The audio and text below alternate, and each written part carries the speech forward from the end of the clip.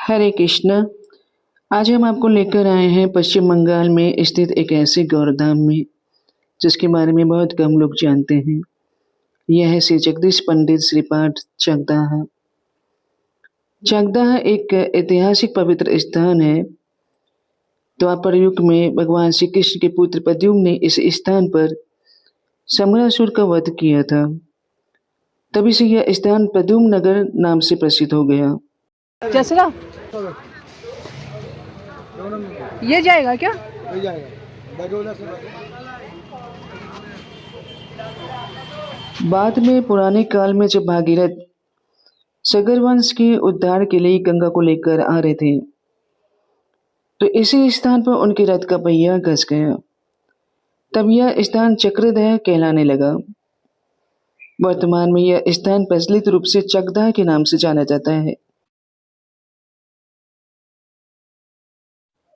गंगा तट पर स्थित यह पावन धाम श्री चैतन्य महाप्रभु के अंतरंग के पार्षद श्री जगदीश पंडित और उनके बड़े भाई श्री हिरण्य पंडित की लीला स्थली है। जगदीश पंडित कृष्ण लीला में एक महान नर्तक थे और चंद्रहास के नाम से जाने जाते थे। श्री चैतन्य चैतामृत आदि लीला में वर्णन है, जगदीश पंडित आर हिरण्य महाशय जारे कृपा के लो बाल्य प्रभु दयामय। जगदीश पंडित और हिरण्य महाशय जिन पर दयामय प्रभु ने अपने बाल्यकाल में विशेष कृपा की थी, यही वे जगदीश पंडित और हिरण्य पंडित हैं जिनसे जुड़ी है बाल निमाई की अत्यंत प्रसिद्ध एकादशी लीला। एक बार एकादशी के दिन सभी भक्त हरिनाम संकीर्तन में व्यस्त थे। उसी समय बालक निमाई अचानक रोने लगे। माता सची और परिवार के लोग उन्हें शांत करने का प्रयास करने लगे, लेकिन निमाई किसी भी प्रकार से शांत नहीं हुई। जब उनसे कारण पूछा गया तब उन्होंने कहा, मैं जगदीश पंडित के घर भगवान विष्णु को अर्पित नैवेद्य खाना चाहता हूँ। यह सुनकर सभी आश्चर्यचकित रह गए। उस समय जगदीश पंडित अपने घर में भगवान विष्णु को भोग अर्पित कर रहे थे। यह बात बालक निमाई को कैसे पता चली? जब यह समाचार जगदीश पंडित और हिरण्य पंडित तक पहुंचा तब वे तुरंत वह नैवेद्य लेकर आए। जैसे ही निमाई ने प्रसाद ग्रहण किया, उनका रोना बंद हो गया। उस समय भक्तों ने समझ लिया कि यह कोई साधारण बालक नहीं है, स्वयं भगवान है। इसी कारण श्री चैतन्य महाप्रभु अपने बाल्यकाल में जगदीश पंडित और हिरण्य पंडित पर विशेष कृपा प्रकट की। फिर कुछ समय के बाद महाप्रभु की आज्ञा से जगदीश पंडित जगन्नाथपुरी गए। वहां उन्होंने भगवान जगन्नाथ की सेवा करने का सौभाग्य पाया और जब वे वहां से वापस लौटने लगे तो वे भगवान के वियोग में बहुत व्याकुल हो गए। तब करुणा में भगवान जगन्नाथ ने उन्हें स्वप्न में दर्शन देकर कहा, तुम मेरे विग्रह को अपने साथ ले जाओ और मेरी सेवा करो। यह सुनकर जगदीश पंडित को बहुत आश्चर्य हुआ, लेकिन साथ ही चिंता भी हुई। उन्होंने सोचा, इतनी बड़ी और भारी मूर्ति को मैं अकेले कैसे उठाऊंगा और इतनी दूर कैसे ले जाऊंगा। तब भगवान ने उन्हें एक उपाय बताया और कहा, तुम एक डंडी लेकर मुझे उठाना, मैं रुई के समान हल्का हो जाऊंगा। अगले दिन जब जगदीश पंडित ने भगवान को उठाया तो वे वास्तव में रुई के समान हल्के हो गए। कहा जाता है कि वह पवित्र डंडी आज भी इस मंदिर में सुरक्षित है और भक्त उसके दर्शन कर सकते हैं। इस प्रकार से जगदीश पंडित भगवान के श्री विग्रह को लेकर नीलाचल से बंगाल की ओर चल पड़े। यात्रा करते करते वे गंगा तट पर स्थित वर्तमान चकदाह पहुंचे। यहाँ उन्होंने कुछ समय विश्राम किया और भगवान को नीचे रखा। लेकिन जब पुनः भगवान को उठाने का प्रयास किया तब विग्रह अत्यंत भारी हो गए। बहुत प्रयास करने पर भी उन्हें उठाया नहीं जा सका। तब जगदीश पंडित समझ गए कि भगवान स्वयं इस स्थान को अपना निवास बनाना चाहते हैं। इस प्रकार चकदा में श्री जगन्नाथ देव की स्थापना हुई और यही स्थान आगे चलकर श्री जगदीश पंडित श्रीपाठ के रूप में प्रसिद्ध हो गया। বাংলা বলবো। এই যে জগন্নাথ আপনারা দর্শন করছেন, এই 500 বছর আগেকার এই জগন্নাথ। এই জগন্নাথ পুরীর শিব মন্দিরে পূজা হচ্ছিলেন। তা আমাদের এই নবদ্বীপের এক ভক্ত, তার নাম হচ্ছে জগদীশ পণ্ডিত। এই জগদীশ পণ্ডিত একবার গিয়েছিলেন সেখানে এই স্নান যাত্রা, রথযাত্রা দর্শন করবার জন্য।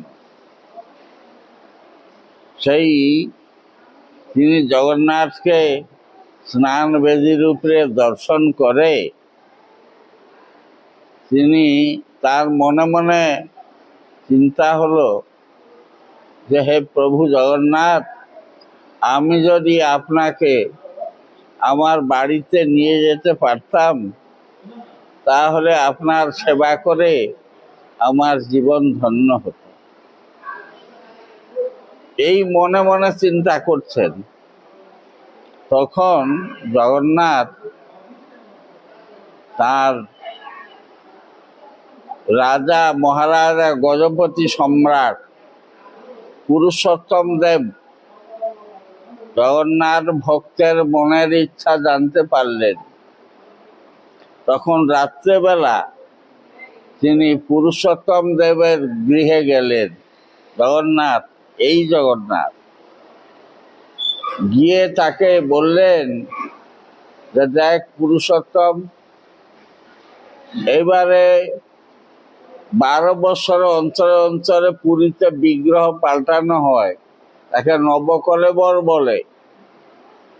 এবারে নবকলেবর আমার বিগ্রহকে তুই সমাধিস্থ করবি না, আমার বিগ্রহকে তুই দিয়ে দিবি।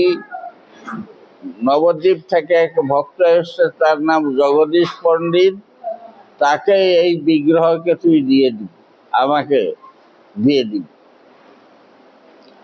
তখন মহারাজের ঘুম ভাঙল। মহারাজ দেখলেন যে এই আমার মহারাজের ঘরে তখন সুগন্ধে ভরে গেছে। তখন মহারাজ চিন্তা করলেন নিশ্চয়ই জগন্নাথ এসেছেন।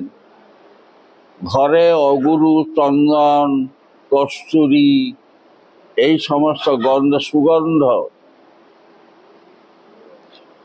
তখন মহারাজ লোককে ডাকলেন যে দেখো, তোমরা খোঁজো জগদীশ পণ্ডিতকে। তখন পুরীতে লক্ষ লক্ষ লোক। জগদীশ পণ্ডিতকে বাইর করা সামান্য কথা নয়। জগদীশ পণ্ডিত তো কোনো রাষ্ট্রপতি বা প্রধানমন্ত্রী, মুখ্যমন্ত্রী নন যে তাকে তাড়াতাড়ি জানতে পারবে। তখন মহারাজ লোক পাঠালেন, জগদীশ পণ্ডিতকে পাওয়া গেল। মহারাজ জগদীশ পণ্ডিতকে ডাকলেন, আপনার নাম কি? না, আমার নাম জগদীশ পণ্ডিত। আপনি কোত্থেকে এসছেন? না, আমি এসেছি নবদ্বীপ থেকে। তখন জগদীশ পণ্ডিতকে তিনি এই জগন্নাথ দেবের বিগ্রহকে রথযাত্রার পরে তিনি জগদীশ পণ্ডিতকে দিলেন। জগদীশ পণ্ডিত বললেন, আমি এই বিগ্রহ কি করে নিয়ে যাব? তখন যে আপনার তো এই বিগ্রহকে তো রথে তুলতে 20-25 জন লোক পালোয়ান লাগে, আমি কি করে নিব? তখন ভগবান জগন্নাথ তাকে শুনে বাণী বললেন দেখ জগদীশ, আমি যেরকম, আমি সর্বশক্তিমান, আমি ভারীও হতে পারি, হালকাও হতে পারি। আমি তুলোর মতন হালকা হয়ে যাব, তুই আমাকে নিয়ে যাব। জগদীশ পণ্ডিত তাকে এনে যখন এই জায়গায় পৌঁছলেন, তাকে জগন্নাথ বলেছিলেন যে আমাকে কোথায় মাটিতে রাখবি না, মাটিতে যদি রাখিস আমি আর সেখান থেকে যাব না। তখন জগদীশ পণ্ডিতের সঙ্গে আরো লোক ছিল। জগদীশ পণ্ডিত তাদেরকে বললেন যে এই বিগ্রহকে তোমরা ধরো, আমি একটু গঙ্গা স্নান করে আসি। যেই গঙ্গা স্নানে গেলেন, তখন জগন্নাথ ভারী হতে লাগলেন। ভারী হতে হতে হতে হতে এমন ভারী হয়ে গেলেন যে সে এখানে জগন্নাথকে রেখে দিল। তখন থেকে জগন্নাথ এই জায়গায় রাধা বল্লভ আছেন, এটা বৃন্দাবন ধাম। এই জায়গায় জগন্নাথ আছেন, এটা নীলাচল পুরী ধাম। তার সেবা করে। मंदिर की परंपरा के अनुसार श्री चैतन्य महाप्रभु और श्री नित्यानंद प्रभु स्वयं इस पवित्र स्थान पर पधारे थे। यहाँ हरिनाम संकीर्तन और भक्त संगम हुआ था। मंदिर परिसर में स्थित यह प्राचीन स्नान वेदी विशेष रूप से दर्शनीय है। स्थानीय परंपरा के अनुसार लगभग 500 वर्षों से इसी वेदी पर भगवान जगन्नाथ, बलदेव और सुभद्रा का स्नान यात्रा महोत्सव आयोजित होता आ रहा है। स्नान यात्रा के दिन भगवान को मंदिर से इस वेदी तक लाया जाता है और 108 कलश गंगाजल से उनका दिव्य अभिषेक किया जाता है। आज भी यह वेदी उस गौरवशाली परंपरा की जीवित साक्षी है जिसे श्री जगदीश पंडित ने प्रारंभ किया था। उसी प्राचीन वेदी को साक्षात देखकर मेरा हृदय भाव विभोर हो उठा। मैंने अपने आप को बहुत धन्य समझा कि आज मुझे इस ऐतिहासिक और दिव्य स्थान के दर्शन करने का अवसर मिला है। अगले सोमवार यानी जेठ मास की पूर्णिमा के पावन अवसर पर इस प्राचीन स्नान वेदी पर भगवान श्री जगन्नाथ जी का दिव्य स्नान यात्रा महोत्सव आयोजित होगा। इस भव्य पर्व की तैयारियां शुरू हो गई है।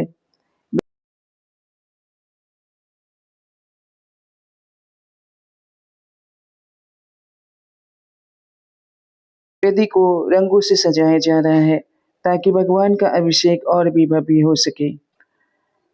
आप सभी से निवेदन है कि इस पारंपरिक पर्व में पधारिए और इस ऐतिहासिक स्नान यात्रा के दर्शन करके धन्य हो जाइए। हरे कृष्ण।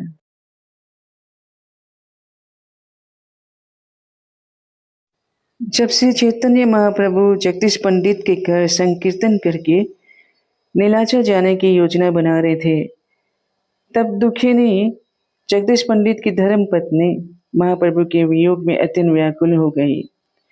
उनके इस विरह भाव को देखकर महाप्रभु ने उन्हें गौर गोपाल विग्रह प्रदान किया और कहा, मैं इस मूर्ति के रूप में सदा तुम्हारे घर में रहूंगा।